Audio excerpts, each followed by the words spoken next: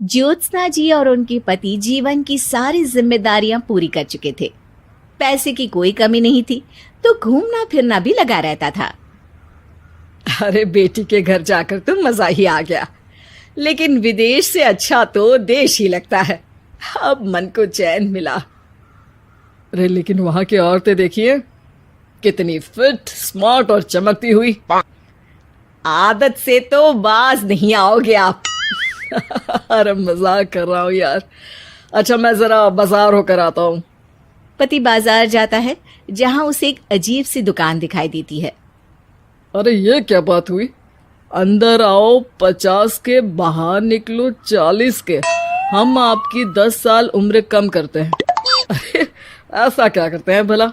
जरा अंदर जाकर ही देख लेता हूँ। अंदर एक सुंदर सी लड़की खड़ी होती है। सुंदरी जी, ये क्या दुकान है? जरा जादू हम पर भी तो चला दीजिए। यस सर, आपको हमारी एग्जीक्यूटिव एक डेमो के लिए अंदर ले जाएगी। आप अंदर जाएंगी तो आप खुद ब खुद समझ जाएंगी। पति अंदर जाता है, जहां सेल्स गर्ल मिलकर पति को नकली बाल, नकली दांत, रंग बिरंगी कपड़े के साथ रंगीन चश्मा लगा देती है। देखिए, अब खुद को शीशे पे देखिए और बताइए सर। हाय दयो, ऐसे तो मैं किसी हीरो से कम नहीं लग रहा। दे दो, सारा सामान पैक कर दो। पति खुशी खुशी वहां से निकल जाता है। घर आकर वो सारा सामान छुपा देता है। फिर अगली शाम, सुनो मैं वॉक पर जा रहा हूँ। इस वक्त? अरे नाती पोतों को वीडियो कॉल करके बात तो कर लो। अब हाँ, आकर करता हूँ ना, पक्का पक्का। पति बाहर जाकर सारा मेकअप करता है और मार्केट में घूमता है, जहां उसे एक स्मार्ट सी महिला दिखती है। क्या आपको मुझसे कोई काम है? नहीं नहीं, आप तो बहुत हैंडसम हैं। थैंक्स। वैसे आप भी कम नहीं है। वैसे क्या उम्र होगी आपकी? लगता कितने का हूँ? 40 के तो पूरे लगते हैं। अब क्या था, 50 साल के पति को कोई 40 का बोल दी तो। वैसे तो कम का हूँ, लेकिन टेंशन के कारण थोड़ा उम्र में बड़ा देखने लगा हूँ। ओह सच्ची? आप 40 के पूरे नहीं हो? अरे छोड़िए ना, चलिए मैं आपको कॉफी पिलाता हूँ। यहाँ की कॉफी काफी शानदार होती है। दोनों में दोस्ती हो जाती है और फिर चल पड़ता है सिलसिला रोज रोज के घूमने फिरने और मजे करने का। अब सारा दिन पतिदेव फोन पर। अरे नाश्ता तो कर लीजिए, क्या सारा दिन फोन पर लगे रहते हैं? अरे यार, जरूरी काम कर रहा हूं मैं। रिटायर हो, पेंशन मिलती है, कोई काम नहीं है, फिर कौन सा जरूरी काम आन पड़ा आजकल? अरे एक प्रोजेक्ट के सोशल नेटवर्किंग का काम है, उसी पर काम कर रहा हूँ। ठीक है, चलो अब नाश्ता कर लो, देर हो रही है। पति अपना नकली सारा सामान बिस्तर के पास छुपा कर सोता, सुबह चुपके से पहनकर बाहर जाता और घर आने पर उतार देता। एक दिन पड़ोसन कहती है, अरे ज्योत्सना बहन, तुम लोगों के घर कोई हैंडसम सा आदमी रहने आया है क्या? अरे कहाँ यार, मैं और ये दो ही तो लोग हैं घर में। हैंडसम सी शक्ल देखे तो मुझे भी जमाना हो गया है। अरे पता नहीं, वो जाता तो तुम्हारे ही घर में है, क्या पता कौन होगा। अरे तुम्हारी उम्र हो रही है ना, और भाई साहब को भी गए 5 साल हो गए, शायद इसीलिए अब सारे हैंडसम नजर आ रहे होंगे।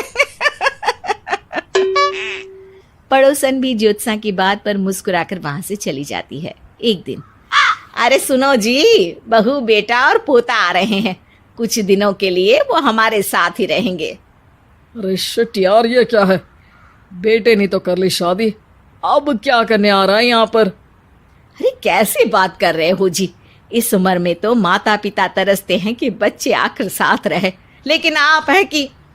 अरे ठीक है ना, लेकिन अब देखो सभी व्यस्त है अपनी जिंदगी में, ये लोग आएंगे रहेंगे, कितनी डिस्टर्ब हो जाएगी लाइफ। कैसी बात कर रहे हो? अरे जैसे बहुत हैपनिंग है ना तुम्हारी लाइफ, तो जो बच्चों के आने से डिस्टर्ब हो जाएगी। अरे दिन काटने मुश्किल होते हैं, बच्चे आ जाएंगे तो थोड़ा दिन रात पता तो चलेगा। ओफो, ठीक है, लेकिन बोल देना कि ना कोई मेरे कमरे में आए, ना मेरी लाइफ पे दखल दे कि मैं कहाँ जा रहा हूँ, क्या कर रहा हूँ, समझी? खैर, वो दिन भी आ जाता है जब बहू, बेटा और पोता उन लोगों के घर आते हैं। एक दिन, माँ जी, आज मेड नहीं आई है तो मैं आप लोगों के कमरे में झाड़ू लगा देती हूँ। अरे नहीं बहू, वो तेरे पापा को ना पसंद नहीं है कि कोई उनके कमरे में जाए। तू छोड़ ना, मैं खुद ही लगा दूंगी। सास को समझ में नहीं आता कि आखिर उसके पति ने किसी को कमरे में जाने से मना क्यों कर रखा है।